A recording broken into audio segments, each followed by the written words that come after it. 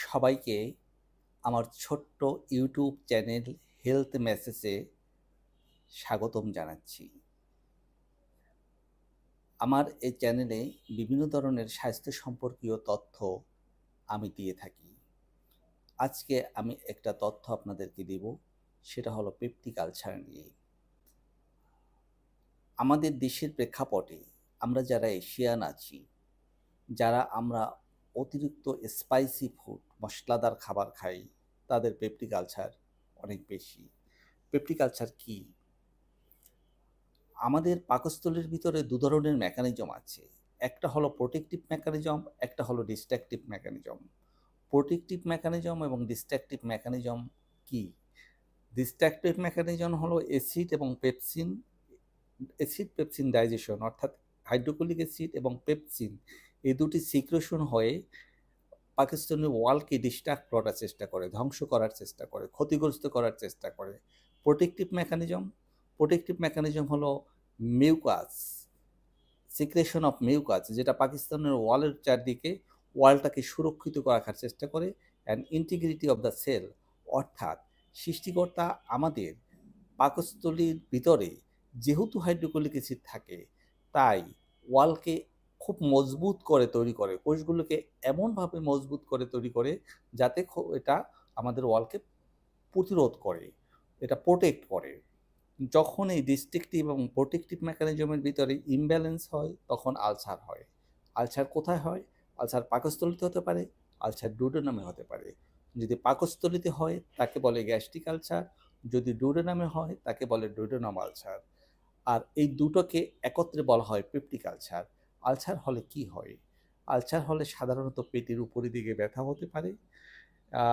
এই ব্যথা কখনো কখনো পিছনের দিকেও ছড়িয়ে যেতে পারে।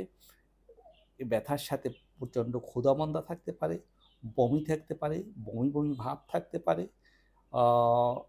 সাধারণত দেখা যায় যে পাকস্থলীর ভিতরে, অর্থাৎ গ্যাস্ট্রিক আলসার যদি হয়ে থাকে, তাহলে খাবার পরে ব্যথা বেড়ে যেতে পারে।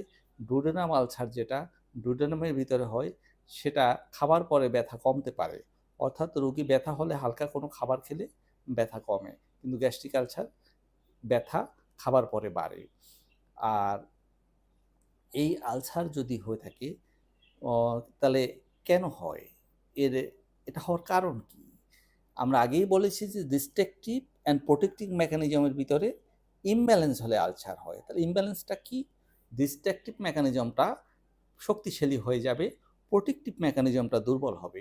প্রোটেক্টিভ মেকানিজমটা কি করলে দুর্বল হতে পারে?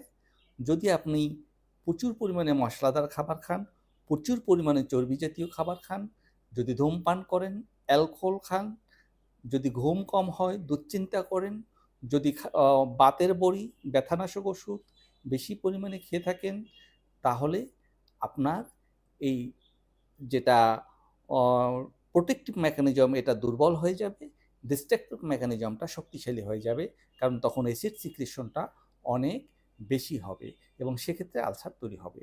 এখন আলসার যদি তৈরি হয়েই যায়, তাহলে কি কমপ্লিকেশন হতে পারে? বারবার আলসার হচ্ছে, আবার শুকিয়ে যাচ্ছে, বারবার আলসার হচ্ছে, আবার শুকিয়ে যাচ্ছে। এই আলসারটা বারবার এরকম হতে থাকলে ডুওডেনাম আলসারের ক্ষেত্রে বিশেষ করে গ্যাস্ট্রিক আউটলেট অবস্ট্রাকশন হতে পারে, অর্থাৎ পাকস্থলী থেকে ডুওডেনামে যে খাবার যাওয়ার পথটা, সেটা বন্ধ হয়ে যেতে পারে।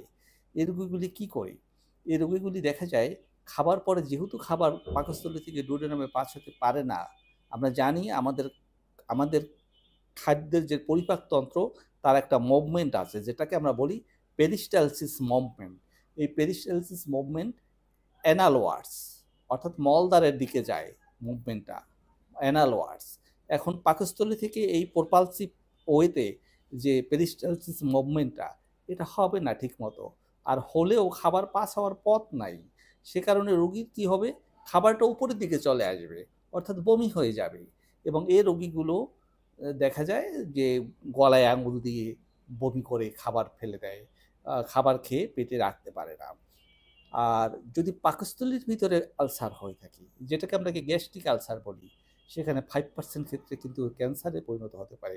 কিন্তু একটা ভালো খবর হলো, ডুওডেনাম আলসার কখনো ক্যান্সার হয় না, গ্যাস্ট্রিক আলসার ক্যান্সার হতে পারে। আমার এই ছোট্ট ইউটিউব চ্যানেলে আমি যে স্বাস্থ্য সম্পর্কীয় তথ্য আলোচনা করি, তা যদি আপনাদের সামান্য উপকারে আসে, তাহলে এই চ্যানেলটিকে আপনারা সাবস্ক্রাইব করে রাখতে পারেন এবং বেল যে আ আর বেল আইকন যেটা আছে, ওটাকেও যদি আপনি চেপে রাখেন, তাহলে সবার আগে এই ভিডিও আপনার কাছে পৌঁছে যাবে। ভালো থাকবেন, সুস্থ থাকবেন।